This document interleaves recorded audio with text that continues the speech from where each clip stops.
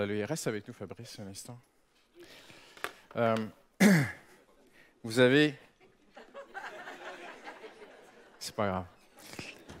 Non, ça va.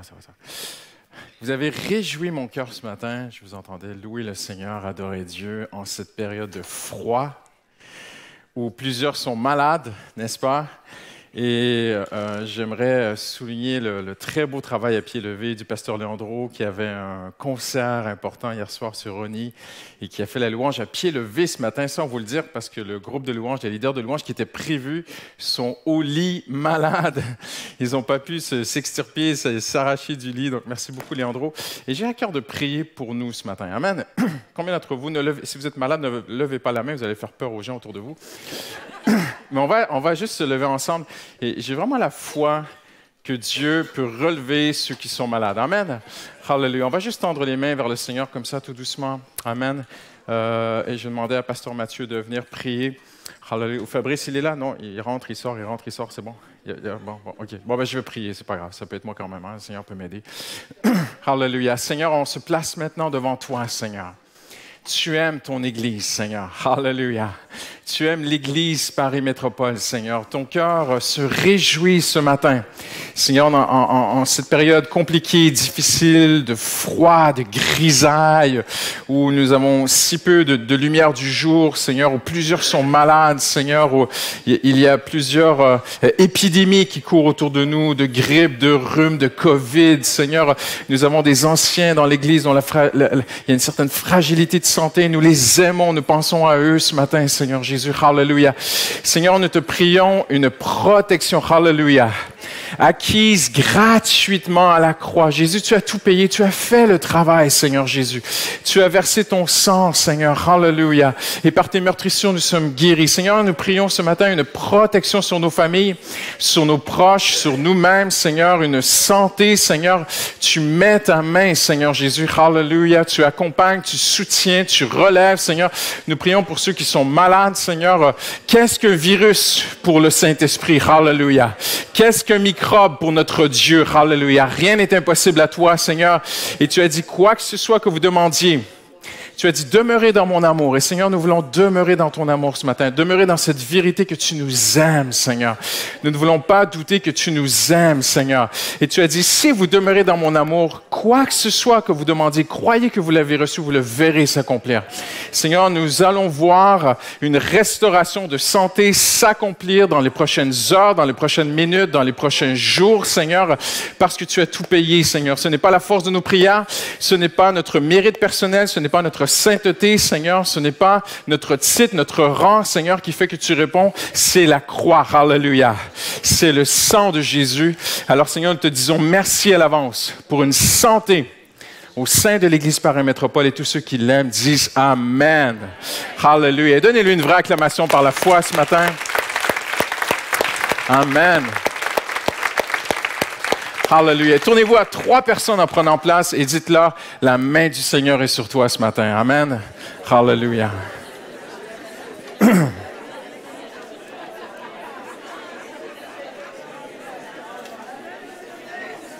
C'est bon. Ouais, c'est bon. Merci.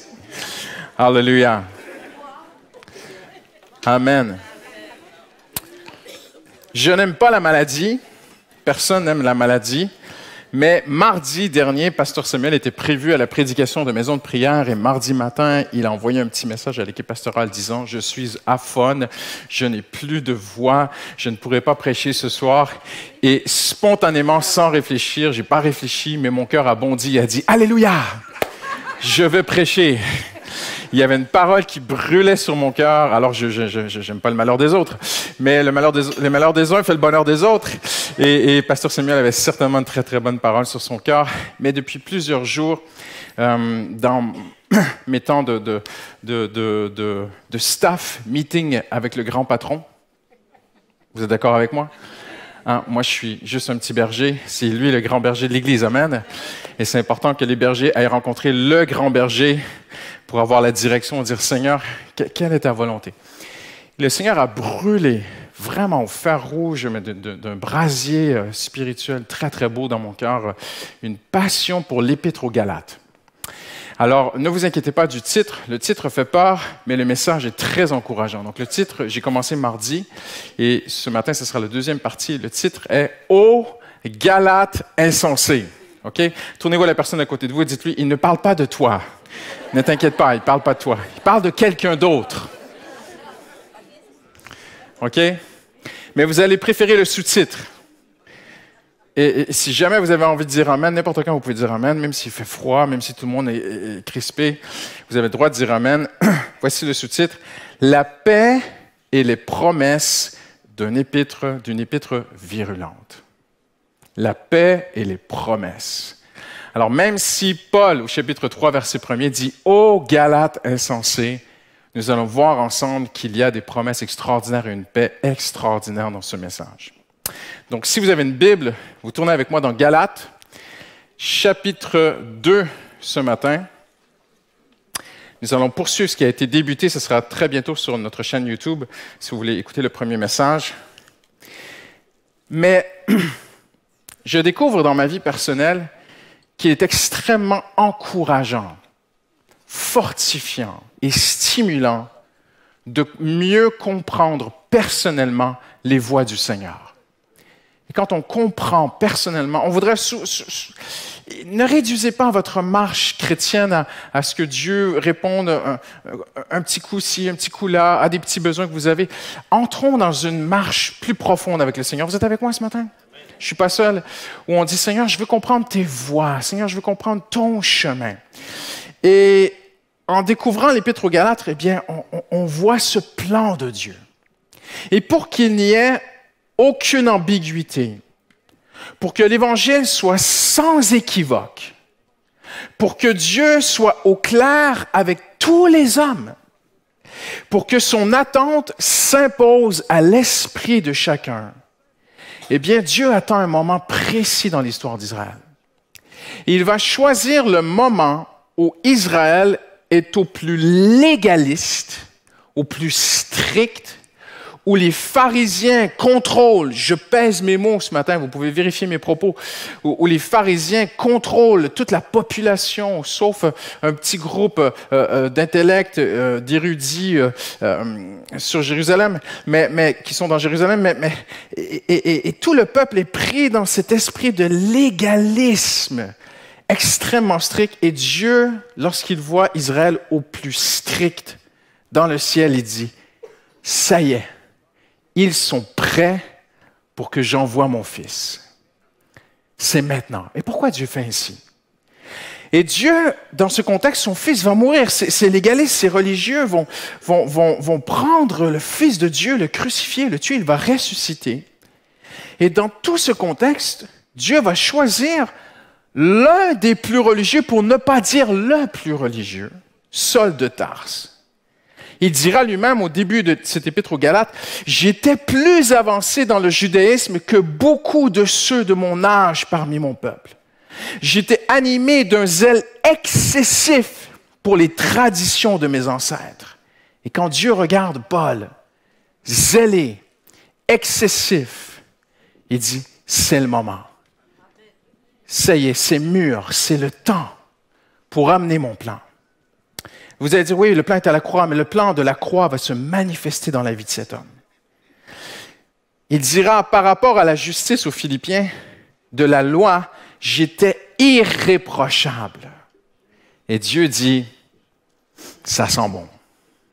C'est maintenant le temps d'accomplir mon plan. Dieu prend l'homme l'un des plus violents, pour ne pas dire le plus violent, face aux chrétiens. Et dit encore aux Philippiens, j'étais persécuteur de l'Église. Je persécutais à outrance, incroyable, l'Église de Dieu.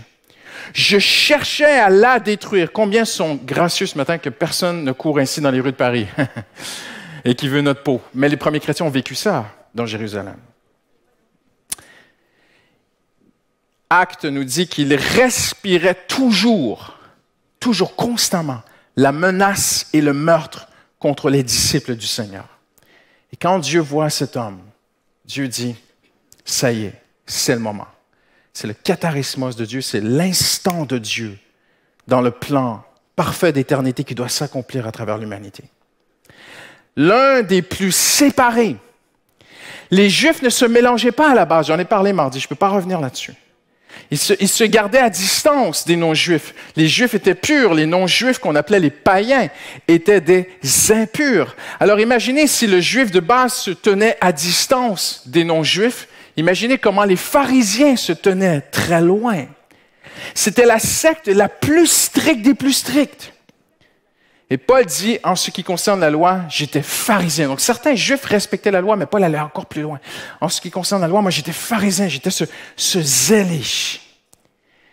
Et sur cette route de Damas, alors qu'il est en chemin pour aller persécuter des chrétiens, Jésus-Christ se manifeste à lui. Avec gloire et puissance, mais amour.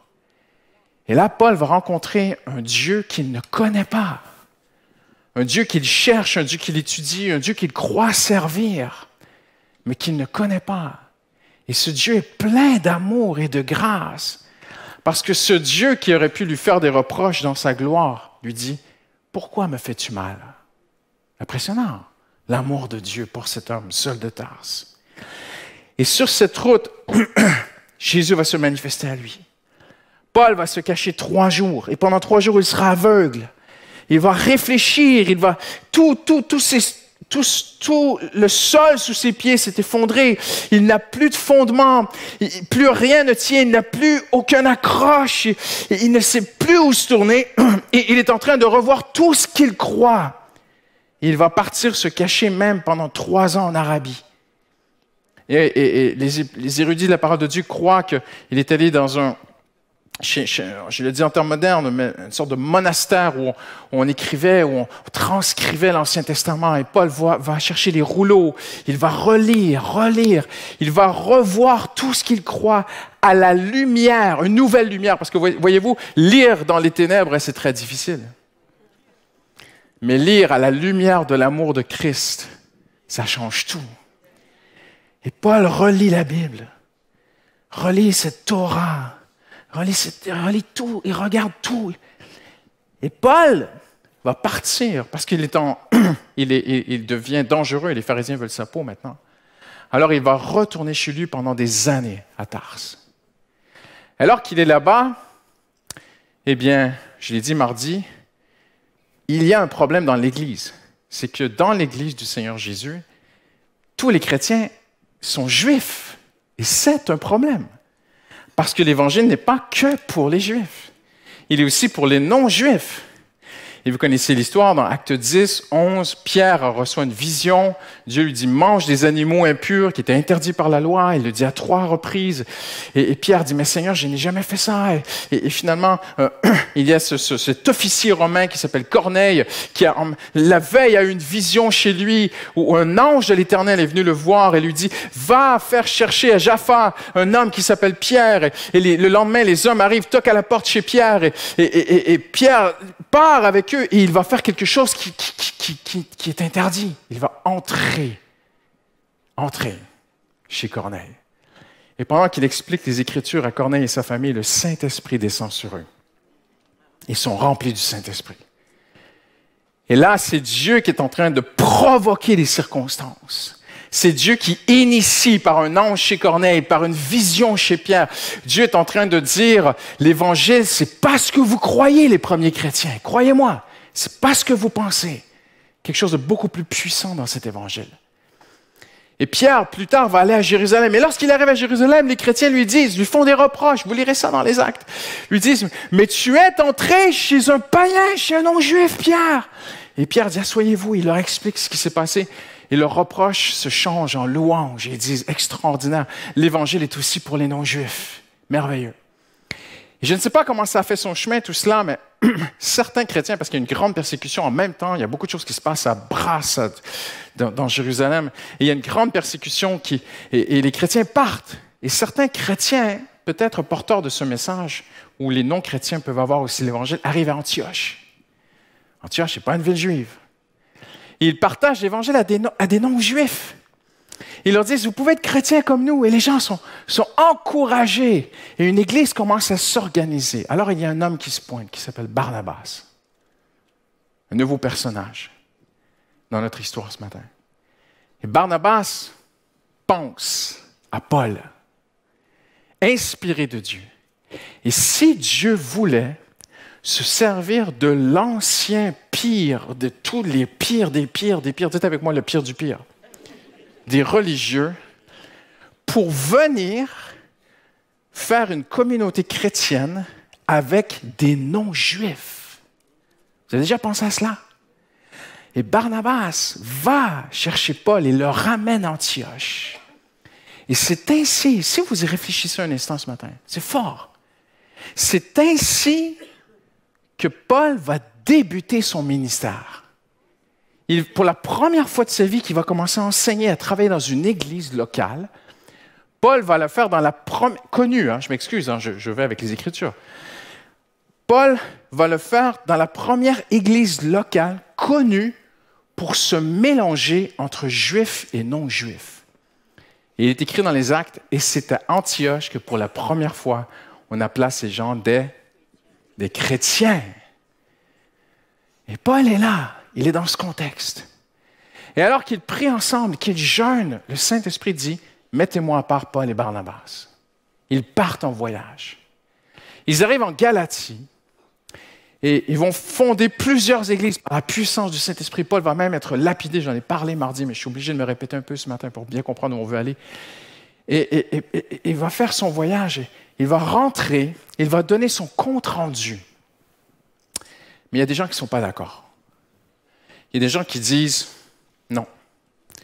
Non. C'est vrai que nous sommes sauvés par Jésus-Christ. C'est vrai que Jésus est mort à la croix pour toi, mais il faut aussi faire d'autres choses. On ne peut pas sortir des traditions juives, de ce que la loi de Moïse nous demande. Il faut absolument commencer par le baptême, parce qu'on se faisait baptiser d'eau pour devenir juif ou judaïsant, peu importe. Prosélyte, pardon. Et après, il y avait la circoncision, après, il y avait la pratique de la loi, il y avait le respect des fêtes juives. Et ces gens-là disent, oui, Jésus est mort à la croix pour nous. Et ces gens peuvent s'intégrer comme des prosélytes venaient et voulaient devenir juifs. Et ça prenait des années, j'en ai parlé mardi soir. Mais de toute façon, ne vous inquiétez pas. Jésus est mort à la croix, mais il faut aussi faire tout cela. Et Paul se lève à Antioche et dit non. Et Barnabas dit, les deux disent non. Jésus a tout accompli à la croix. Il n'y a plus rien à rajouter à la croix. Et il est écrit dans les Actes qu'ils eurent une discussion virulente. Et là, il y a un paradoxe chez Paul. Autant il pouvait être rempli de douceur et d'amour, et la Bible dit qu'il se voit parfois comme une mère spirituelle qui embrasse des enfants spirituels dans ses bras.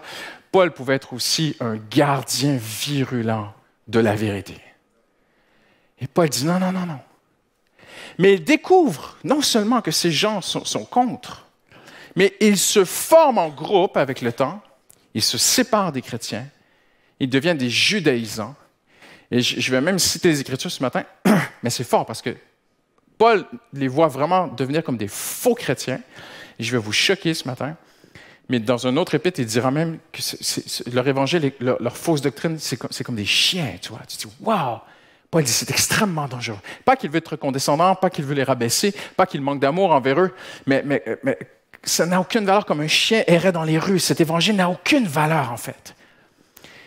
Et Paul apprend que ces gens, ces filous, sont passés derrière lui, ont été dans toutes les églises qu'il a fondées et ont été dire aux gens, c'est vrai ce que Paul a dit, mais il faut aussi faire ceci, faire cela, faire ceci, faire cela pour être agréable à Dieu.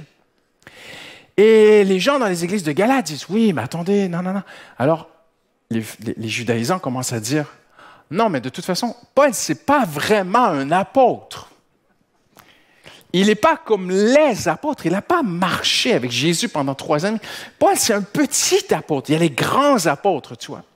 Et c'est dans tout ce contexte que Paul va écrire l'Épître aux Galates. Et que Paul va rédiger, à travers cette crise, où il est même discrédité dans son ministère et dans son appel, Paul va rédiger l'Épître aux Galates. Et cette épître, d'après la majorité des théologiens, et j'adhère à leur position, l'Épître aux Galates serait fort probablement la première lettre qu'il aurait écrite. Et cette lettre est fondamentale, c'est la première défense de l'Évangile. Et pourquoi j'en parle ce matin? Pourquoi est-ce que cela brûle sur mon cœur? Parce que ce qui va te tenir dans les moments difficiles, je le dis avec amour, mais ce n'est pas de suivre des discoureurs qui vont juste te motiver ou qui vont juste faire la nomenclature dans un culte de toutes les promesses de Dieu. Et la foule dit « Amen ». Il est écrit ceci « Amen ». Il y a telle promesse pour nous « Amen, Amen, Amen, Amen ». Et tu rentres chez toi et tu te poses la question « Mais est-ce que cette promesse, elle est vraiment pour moi? » Voyez-vous, pour moi, ta vie chrétienne, c'est comme un arbre. Et le fruit est le résultat de tout un travail qui trouve sa racine sous terre. Et le plus important dans ta marche avec Dieu, si tu veux avoir le fruit, il faut travailler la racine. Et le fruit, c'est la promesse. Ce sont les promesses que nous avons en Jésus-Christ. Mais la racine, c'est ce que nous croyons. Quel est notre évangile? Parce que vous pouvez courir les rues de Paris autour de vous aujourd'hui, la région parisienne, et vous trouverez toutes sortes d'églises, avec toutes sortes d'évangiles. Et vous allez certainement, si vous avez déjà prévu aller dans un sens, si vous avez déjà vos convictions en disant « Moi, c'est ainsi, l'Évangile, il est comme ceci pour moi », eh bien, vous allez certainement trouver une église qui va dans votre sens. Mais aujourd'hui, on trouve autour de nous des gens qui suivent le Seigneur, mais qui n'ont pas cette certitude d'être en paix avec Dieu. Et je le dis avec beaucoup d'amour, et c'est par amour que je veux prêcher ce matin. Le Seigneur t'appelle à vivre dans une paix qui devient naturelle, où tu n'as pas besoin de courir dans des moments de panique, aller retrouver une promesse dans la Bible et t'accrocher à une promesse. Tu fais comme Abraham. Ta foi, elle n'est pas dans la promesse, ta foi est dans celui qui fait la promesse. C'est pas pareil. Et tu sais que tu es un enfant de Dieu. Et tu sais que parce que tu es un enfant de Dieu, en fait, tu es en Jésus-Christ. Et en fait, mes chers amis, j'aimerais vous dire ceci ce matin avec beaucoup d'amour. Mais toutes les promesses sont oui et amen en Jésus-Christ. Certains chrétiens se croisent les doigts. C'est comme un souhait. Est-ce que Dieu va répondre à mes prières? Mais quand tu sais en qui tu crois, hallelujah, tu sais que Dieu répondra à tes prières. Certains suivent le Seigneur, mais sans vivre et goûter la puissance de Dieu dans leur vie. Et le Seigneur a plus pour eux. Certains suivent le Seigneur, mais sans trop savoir en qui ils croient. Alors que Paul, avant de mourir, dira à Timothée, « Je sais en qui j'ai cru. » Alors ce matin, j'aimerais avec vous regarder qu'est-ce que l'Évangile et qu'est-ce que l'Évangile n'est pas. Paul, en introduction de sa lettre, va directement exposer son Évangile. Pourquoi est-ce que je dis son Évangile et pas l'Évangile? Parce que Paul dit lui-même selon mon Évangile. Parce qu'au temps de l'apôtre Paul, déjà plusieurs évangiles couraient autour de lui. Et ces judaïsants faisaient la nomenclature, la promotion d'un autre évangile. Alors Paul va dire, voici l'évangile que je crois, voici le vrai évangile. Et Paul dit ceci au chapitre 1er, si vous êtes avec moi. Verset 3, que la grâce vous soit donnée. Verset 4, il parle de Jésus-Christ. Fin du verset 3, il dit Jésus-Christ. Verset 4, il s'est donné lui-même pour nos péchés afin de nous arracher à l'actuel monde mauvais. Qu'est-ce que Paul signifie ici? Paul dit que Jésus est mort à la croix, pas seulement pour le pardon de tes péchés et que ton passé soit réglé, mais Jésus est mort à la croix pour qu'une puissance céleste se manifeste dans ta vie et que cette puissance vienne t'arracher. Et le mot grec, je vais en reparler dans un instant, mais le mot grec, c'est tirer quelqu'un hors de, sortir. Quelqu'un qui est en train de couler et le sortir. Mais il ne dit pas de l'enfer ou de l'éternité sans Dieu. Paul parle du monde. Nous arracher du monde. Est-ce que Pasteur Christian est en train de nous lancer un nouveau projet ce matin? On va acheter des terres et puis on va aller faire, on va aller tous se mettre en communauté. On va sortir physiquement du monde parce que Paul a dit qu'on est arraché du monde. Non, non, non. Malheureusement, il y a des gens qui ont compris ça ici. Il y a des moines qui ont fait des monastères, qui ont été vivre une vie en autarcie en se disant, et Dieu nous a arrachés du monde. Jésus a dit, Père, je ne te prie pas de les retirer du monde, mais de les garder du malin. Ce n'est pas extérieurement ou physiquement que Jésus nous a arrachés du monde, mais c'est spirituellement et c'est intérieurement. Alors, qu'est-ce que l'Évangile n'est pas ce matin tout d'abord? Écoutez bien ceci. L'Évangile, lorsque tu lis l'Épître aux Galates, tu découvres que l'Évangile n'est ni enfermant, ni ennuyant. C'est beau, hein? Je suis fier de moi. Ni libertin, ni légaliste, ni permissif, ni astreignant. Le mot laxiste signifie une tendance à tolérer le péché, à concilier le bien et le mal. Et dans certaines églises aujourd'hui, on ne parle plus du péché, parce qu'on ne veut pas que les gens quittent l'Église. On ne va pas toucher à des styles de vie, des gens qui vivent dans le compromis, des gens qui vivent dans le péché. On ne veut pas perdre leur dîme, on ne veut pas perdre leur offrande, on ne veut pas qu'ils nous quittent, alors on ne le dit pas. Mais je vous dis, ces gens qui ne touchent pas le péché n'aiment pas les chrétiens. Quand on aime les gens, on dit la vérité.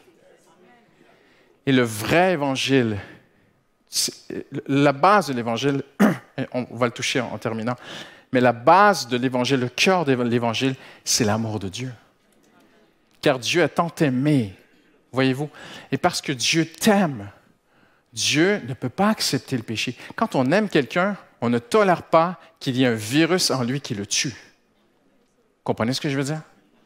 C'est une maladie spirituelle, le péché, de laquelle nous pouvons être délivrés. Et quand on aime les gens, on ne cache pas les choses, on le dit.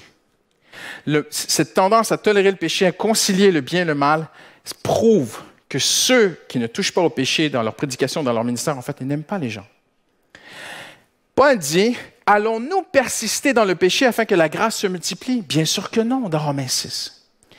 Même si, on va le voir dans un instant, l'Évangile est rempli de grâce, d'amour, de pardon, de miséricorde, il s'offre à tous, l'Évangile, mais il n'est pas pour tous. L'Évangile est pour un seul type d'homme, ceux qui en ont assez du péché, ceux qui veulent sortir de cette vie.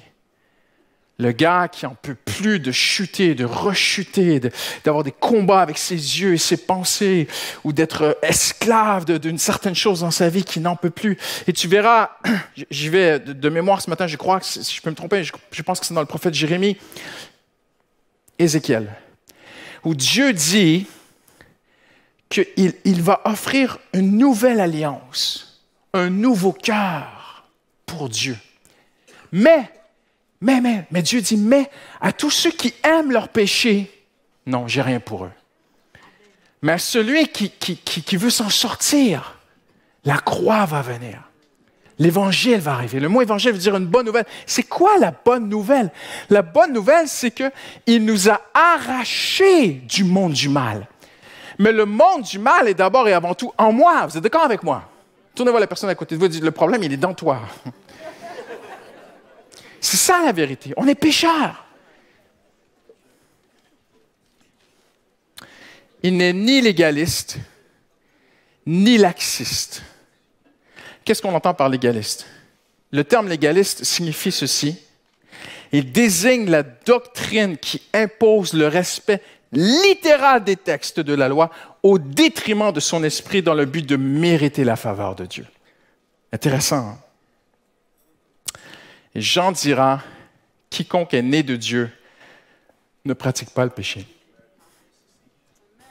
Donc l'Évangile n'est pas laxiste, mais il n'est pas non plus légaliste. Et c'est très intéressant parce que, alors que Paul semble toucher des légalistes dans l'Épître aux Galates, vers la fin, il touche au laxisme. Parce qu'on va se dire les vraies choses ce matin. Sans le vrai Évangile, même les légalistes sont pécheurs. Et en fait, en s'imposant toutes sortes de restrictions,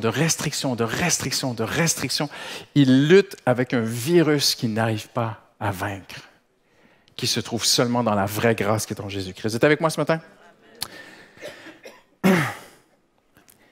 Et Paul va même... En fait, la thématique globale de son épître, c'est un avertissement à ne pas aller vers cette façon de vivre où par tes efforts, tu essaies de mériter quelque chose de Dieu. Si je peux te dire tout l'épître en une phrase, c'est ceci. Que tu puisses lire et bien comprendre l'épître aux Galates en une seule phrase. N'offre rien à Dieu qui vient de toi-même, pensant qu'il pourra te répondre en retour. Tout vient par Jésus. Ce sont les mérites de Jésus. Et là, il va donner des avertissements très importants. Et il va nous démontrer que si tu te laisses prendre dans ce style de vie où je suis un bon chrétien, je vais à l'église Paris Métropole tous les dimanches matins. Qu'il pleuve ou qu'il neige, peu importe. Pasteur, je suis toujours là, je suis un bon chrétien, je suis une 14e génération de chrétiens, je n'ai jamais manqué la Sainte Seine. Et puis, OK, c'est beau, c'est bon, mais à qui la gloire? À Dieu la gloire. Amen.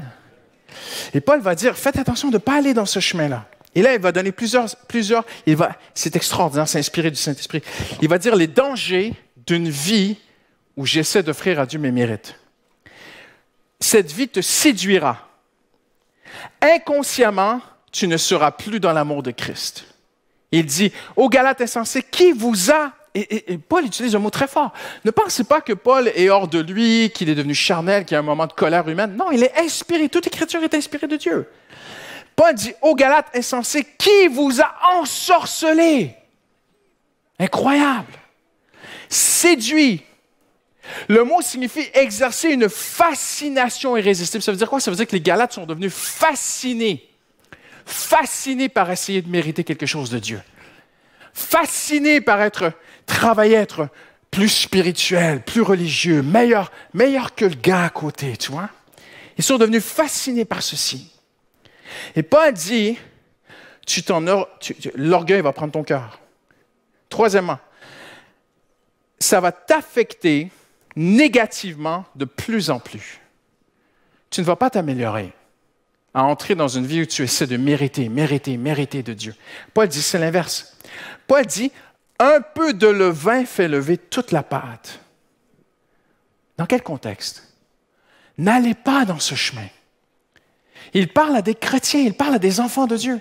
Il dit, tu as été sauvé par grâce. Maintenant, et même plus tard, il leur dit, vous avez bien commencé, mais vous êtes en train de mal finir. C'est impressionnant, c'est un avertissement même pour moi personnellement. On peut commencer par la grâce de Dieu et finir par les œuvres. C'est ce que Paul dit. On peut recevoir le salut sans mérite. Merci Seigneur, tu m'as sauvé. Et tout le reste, essayer toujours de mériter quelque chose de Dieu. Paul dit, n'allez pas là. N'allez pas sur ce chemin, ça va t'affecter. Un peu de levain, si tu vas sur ce chemin, juste un tout petit peu de levain va affecter toute ta vie négativement. Et tu verras les autres autour de toi comme laxistes. Tu deviendras orgueilleux spirituellement. Tu diras, moi, je suis un meilleur chrétien qu'eux. Ah, la sœur de... elle est toujours en retard à l'église. Hein. Moi, je suis bien à l'heure. Hein. Oui, toutes sortes de choses comme ça. Ah, moi, je fais les nuits de prière.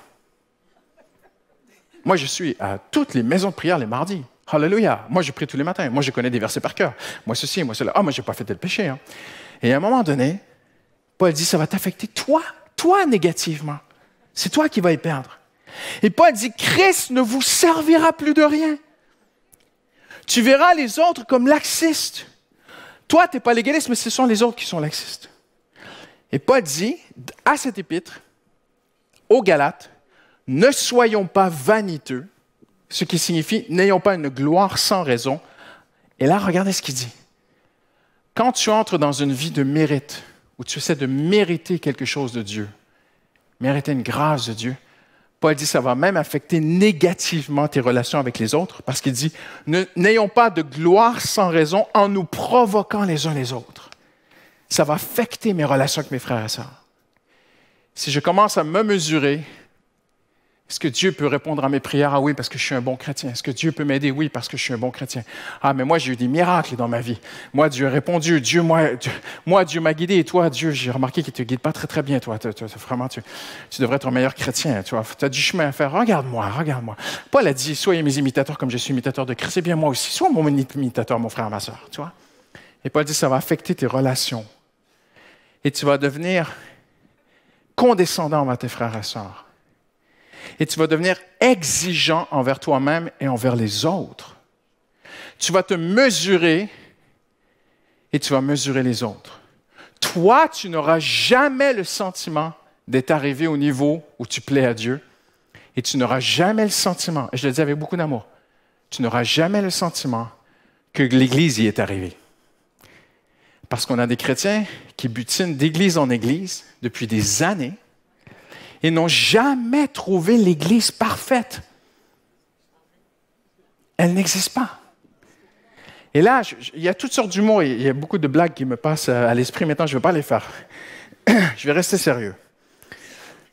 Mais Paul dit que ça va t'amener à débattre, ça va t'amener dans un comportement charnel et ça va amener des divisions dans ta vie.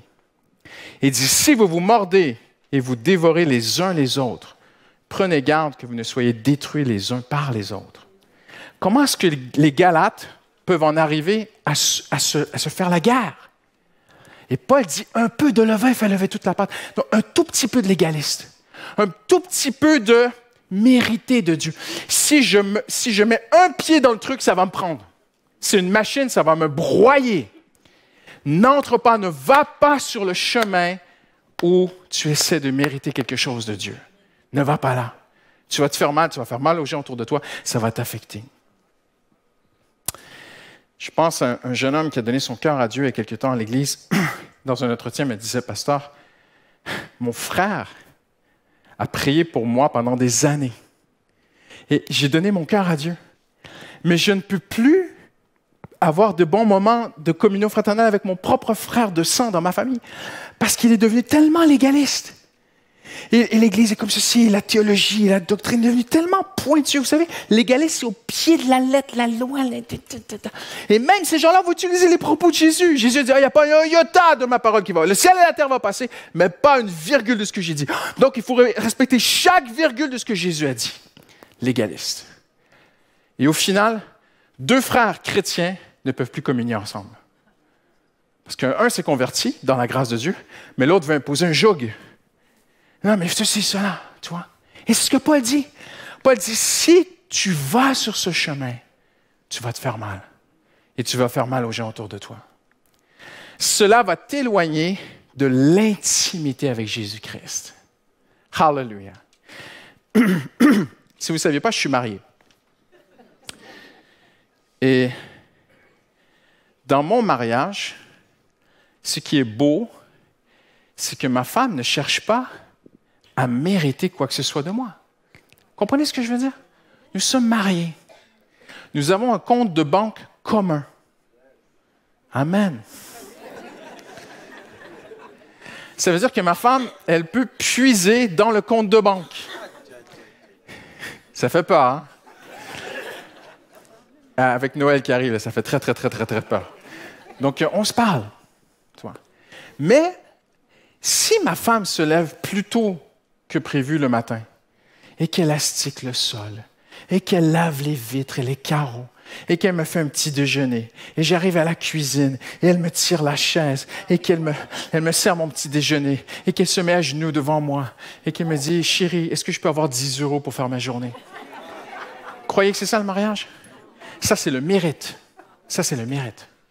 Ça, c'est le type de relation que certains chrétiens ont avec l'époux, qui est Jésus-Christ. Tu es son épouse. Tu es son enfant. Tu es adopté. Tu as droit au secours de Dieu gratuitement. Tu as droit au conseil de Dieu gratuitement. Tu as droit à la transformation intérieure de ton cœur, gratuitement. Tu as droit à la guérison gratuitement. Tu as le droit à la protection de Dieu dans les transports de Paris tard le soir quand tu rentres chez toi, que tu te demandes, est-ce que je prends un Uber? Non, j'ai peur des Uber. Est-ce que je prends le métro? Non, j'ai peur du métro. Est-ce que je prends un taxi? Seigneur, bien sûr, fais des choix sages, mais tu as le droit à la protection de Jésus-Christ gratuitement.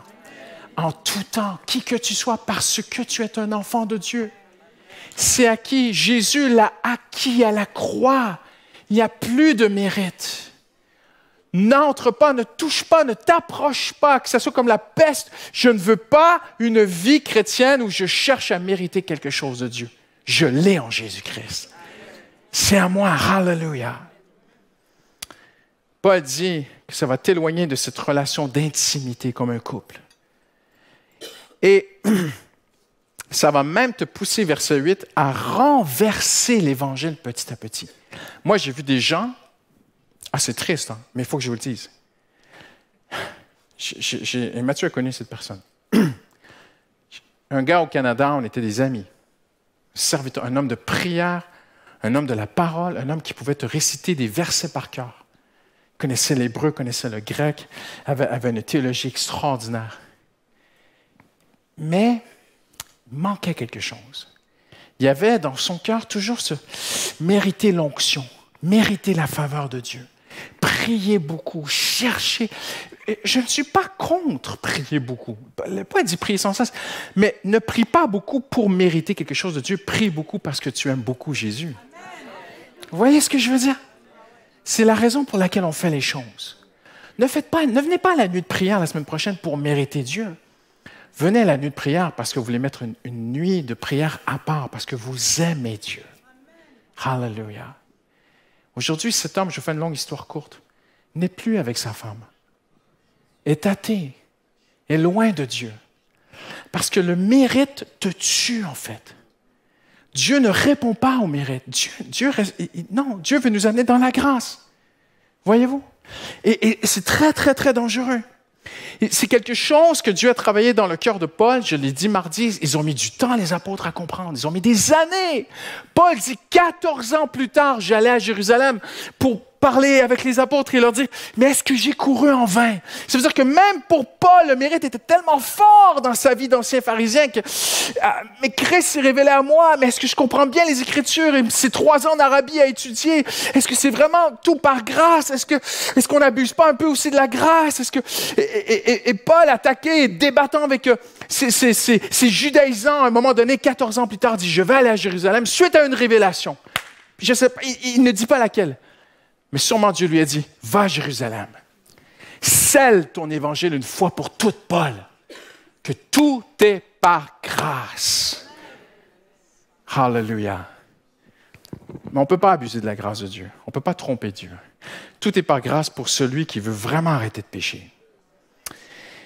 Et ça va même t'amener à rejeter le salut. Je m'étonne que vous vous détourniez. Impressionnant, hein? Dans son introduction. Je m'étonne que vous vous détourniez si vite. Et c'est métatithémie. On ne va pas le redire le mot. Hein? Métatithémie, tiens. Qui veut dire, méta veut dire, il y a le mot changement. Hein? Et ce mot signifie changer de place. Paul dit aux Galates, vous avez commencé par là. Vous savez qui étaient les Galates? C'était des non-juifs. Ils avaient leur religion, ils adoraient des idoles et tout. Paul est arrivé, ils ont vu des miracles, ils ont vu la grâce de Dieu, la puissance de Dieu, l'amour de Dieu, l'onction, la présence de Dieu a touché leur cœur. Et ces gens ont embrassé l'Évangile. Ils disent, ah oui, c'est merveilleux. Et Paul leur dit au chapitre 2 ou 3, il leur dit, mais comment avez-vous été remplis du Saint-Esprit?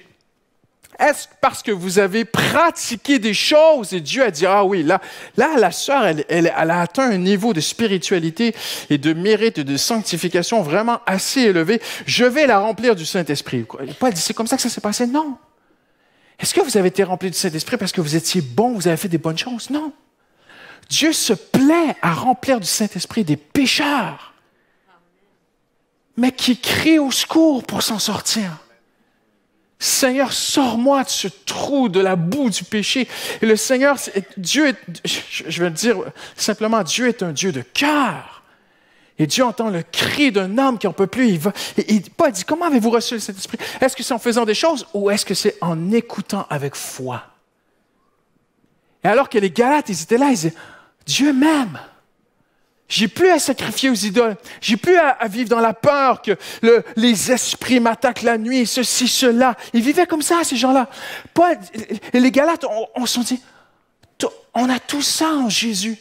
Alors qu'ils écoutaient avec foi, le Saint-Esprit est venu les remplir de sa puissance. Wow! Et Paul dit, mais comment Dieu a-t-il opéré des miracles à l'Église Paris Métropole? Parce que vous êtes des meilleurs chrétiens que les autres? Non! Parce que vous avez écouté avec foi. Jésus est mort à la croix pour que je sois guéri. Eh bien, qu'il en soit ainsi. On va s'approcher de la conclusion ce matin. Et Paul termine en disant, au verset 8, c'est très, très grave ce qu'il dit. Dieu, le Père, a donné son Fils unique. Dieu a tant aimé le monde qu'il a donné son Fils bien-aimé. Il aimait son Fils. Il l'a donné. Et le Père a vu son Fils souffrir à la croix et s'est détourné. Il a entendu son Fils crier, mon Père, pourquoi m'as-tu abandonné? Et Jésus a donné toute sa vie, il a porté les péchés. Il a fait de lui, Paul dit que Dieu, le Père, a pris tous les péchés du monde et les a mis sur son Fils. Il a fait de lui le péché. C'est impressionnant, c'est de la théologie de Paul. Il l'a ressuscité. Et moi, j'aurais l'orgueil de rajouter quelque chose à cela. Et Paul dit, si tu fais cela, l'issue finale, c'est la colère de Dieu.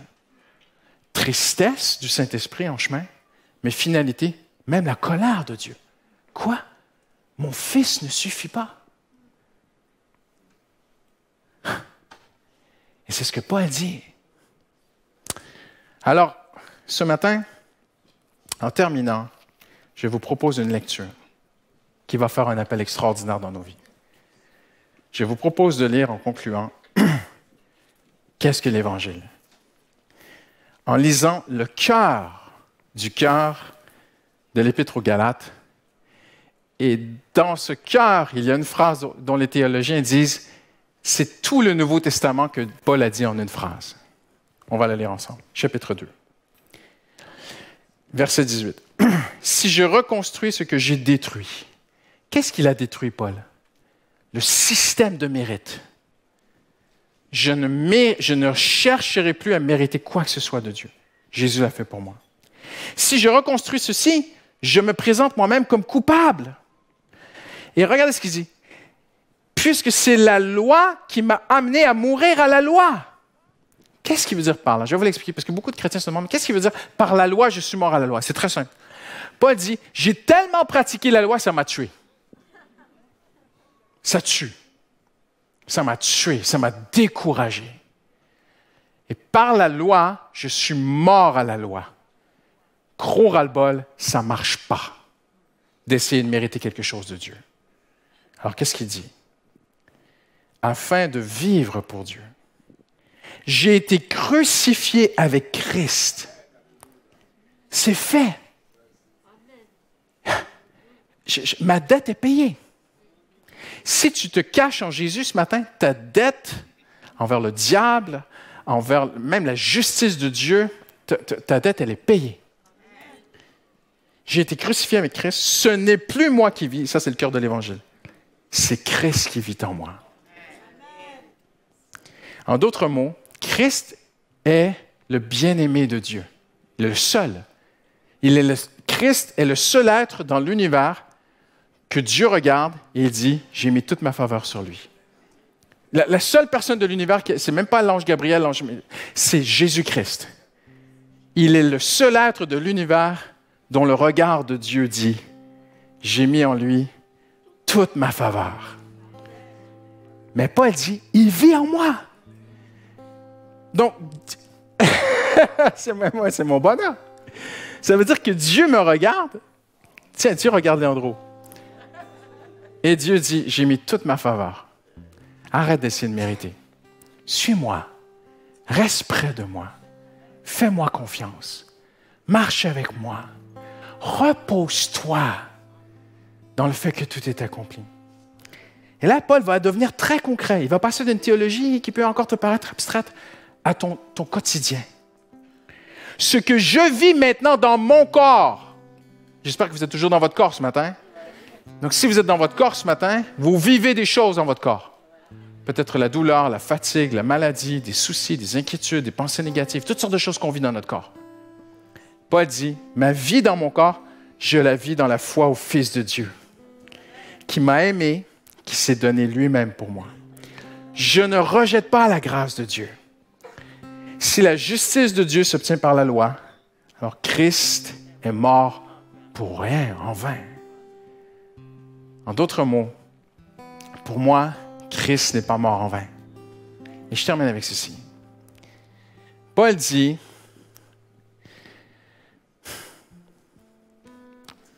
je vis ma vie par la foi en celui qui m'a aimé. Jean 3,16. Car Dieu a tant aimé. Apocalypse 1er chapitre. À celui qui nous aime. Et Jésus dit dans Jean 15, demeurez dans mon amour. Et je cite un homme que j'ai beaucoup aimé, un homme de Dieu qui disait, ne laissez jamais l'ombre d'un doute de l'amour de Dieu s'approcher de vous. Ne laisse même pas l'ombre d'un doute que Dieu t'aime s'approcher de toi. Dieu t'aime. Si tu es réconcilié avec Dieu, si tu es son enfant ce matin, tu es son enfant. C'est fait, c'est accompli à la croix. Tu as tout pleinement en Jésus-Christ. Et tout ce que Jésus a accompli à la croix, si tu le crois, eh bien Jésus ne sera pas mort en vain pour toi. C'est ça l'évangile de Paul. Je dépasse l'horaire ce matin, mais je dois vous raconter un témoignage. Parce que nous, les pasteurs, on est faibles. Et on vit des challenges avec Dieu parfois. Et à un moment donné dans ma vie, je me suis retrouvé dans une situation assez complexe. Et, comment dirais-je, c'est un peu confidentiel, mais je veux quand même le partager d'une certaine façon. Et j'avais un rendez-vous très important. Et le Seigneur me dit, est-ce que tu veux compter sur moi pour ce rendez-vous? Je dis, Seigneur, je veux apprendre.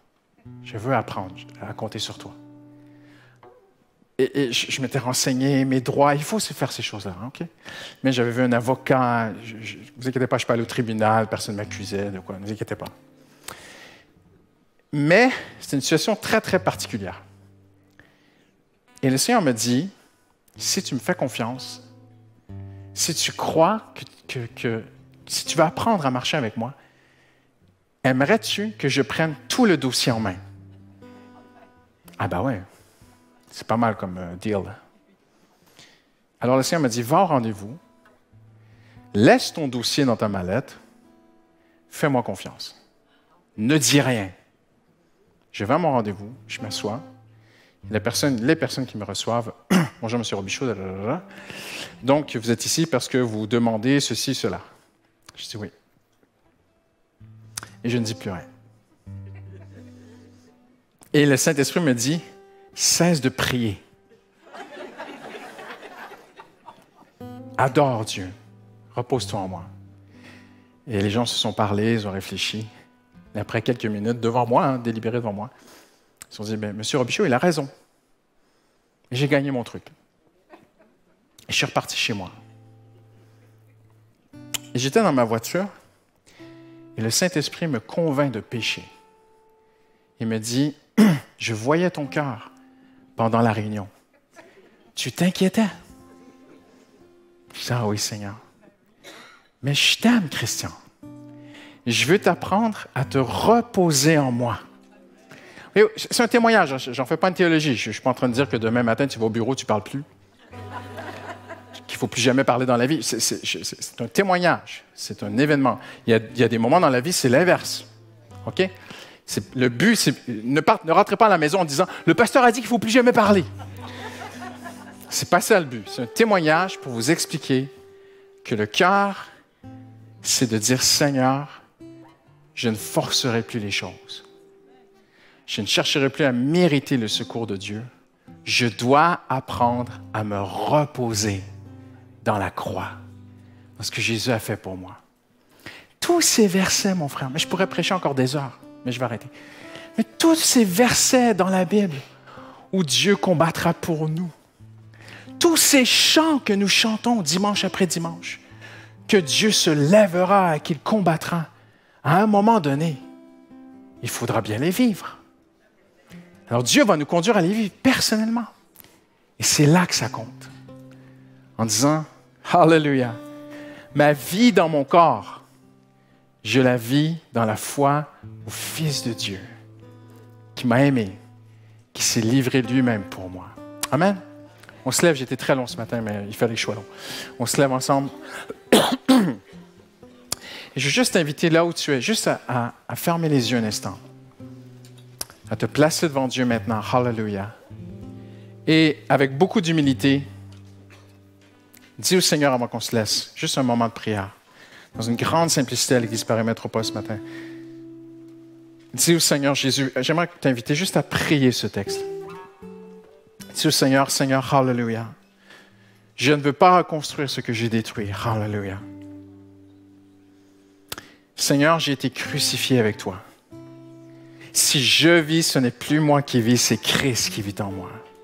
Ce que je vis maintenant dans mon corps, je le vis dans la foi au Fils de Dieu qui m'a aimé, qui s'est donné lui-même pour moi. Hallelujah. Hallelujah. Dis-lui au Seigneur Jésus ce matin, juste avant qu'on se laisse. Dis-lui, Seigneur, je te donne ma vie, Seigneur. Je te donne ma situation. Je te donne tout, Seigneur. Apprends-moi. Apprends-moi à ne pas glisser dans le mérite, Seigneur. Apprends-moi à ne pas essayer de convaincre Dieu avec de bonnes œuvres. Seigneur, apprends-moi à me reposer dans la croix. Apprends-moi à me reposer en Jésus-Christ de tout ce qu'il a accompli. Seigneur, enseigne-moi, dis-lui ce matin, Seigneur, conduis-moi sur ce chemin où ma vie va prouver la puissance de la croix, Seigneur. Seigneur, je veux que ma vie ait un témoignage, hallelujah, que Jésus a tout accompli, que Jésus m'a acquis tout. Non seulement l'éternité après la mort, non seulement la vie éternelle au ciel avec toi, mais Seigneur, une vie victorieuse sur cette terre avec toi, Seigneur. Hallelujah, que je ne peux rien t'offrir.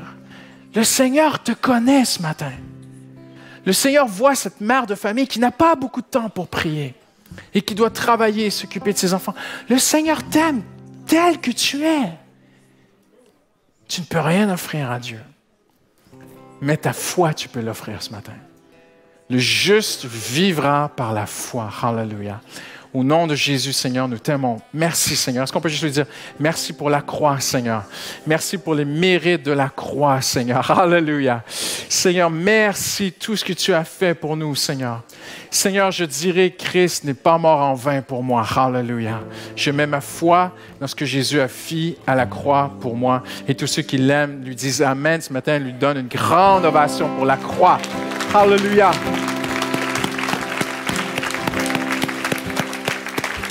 Hallelujah.